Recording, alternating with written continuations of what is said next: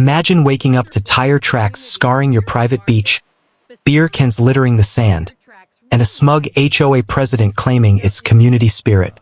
That's how it started for Marcus, a quiet guy in Sunnybrook Estates, Florida, a neighborhood that looked like paradise but felt like a prison yard thanks to endless petty rules. He'd bought his home 5 years ago, deed clear as day including that sweet strip of oceanfront. But whispers already painted him as the greedy recluse hoarding the waves. They knocked one sunny afternoon. Brenda Wilkins, the HOA overlord, all fake pearls and a smile that screamed, "Bless your heart," while plotting your doom. Flanked by her silent minions, she announced, "Marcus, darling, we've voted your beach is now open access for the greater good." He blinked, coffee mug in hand. "Voted? Brenda, it's on my property line. Check the survey." She waved her clipboard like a magic wand. "Oh, honey, sand doesn't read deeds. It's about unity, not your little empire." Marcus bit his tongue, watching her waddle away, but inside, he was cataloging every word, the patient observer, not the hothead. Next morning, chaos. ATV ruts, a makeshift fire pit, and footage showing Brenda and her vape-puffing son partying on his turf like it was spring break. Community enjoyment, she called it later when he confronted her. Marcus didn't yell. He installed a towering green gate, motion lights glaring like judgmental eyes.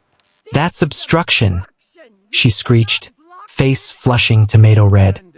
"No, Brenda, that's called a boundary. You know, like the ones in your precious bylaws you twist like pretzels." She huffed off, muttering about hostile neighbors.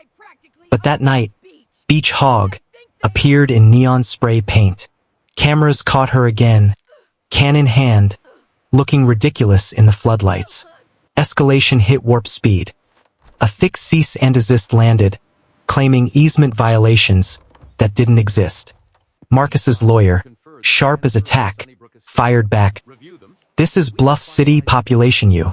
Undeterred, Brenda rolled in with a backhoe, orange-vested operator in tow, yelling, "Restore the pathway for harmony." Marcus stormed out. "Touch it, and you're aiding a felony? Smile for the cameras." The machine grumbled to a halt. Brenda's miscommunication, excuse hung in the air like bad perfume. Then flyers flooded mailboxes. Glossy smears calling him an elitist barrier builder. Neighbors side-eyed him, but Marcus stayed cool, gathering evidence like a pro. He flipped the script with a truth barbecue. Invites to all, plat maps on display, footage rolling on a projector. "See this? That's Brenda's enforcement. Vandalism and lies." Gasps rippled. One neighbor snorted, "She said you were fencing off the whole coast." By dusk, a recall petition swelled. But the real bomb. Cops raided the HOA office, uncovering forged easements and emails to shoreline developers promising prime access through his yard for a fat kickback. "This wasn't about picnics," the investigator said. "It was a scam to flip properties with you as the roadblock." The courtroom climax was pure schadenfreude. Brenda, sans sunglasses, squirming as witnesses exposed her fraud factory, fake city letters, siphoned funds, even a nephew's botched camera sabotage. "I was upholding order," she whined. Marcus testified deadpan. "Order? You hired a bulldozer for my gate while pocketing developer cash." Jury out in hours. Guilty on fraud, forgery, conspiracy. 3 years prison, HOA dissolved, funds refunded. Neighborhood breathed free, no more clipboard tyrants. Marcus's gate stood tall, a symbol of quiet rebellion. But here's the twist, was Marcus the villain for gatekeeping his deed? Or was Brenda the real thief stealing under community guise? Who's the true HOA hog in your book?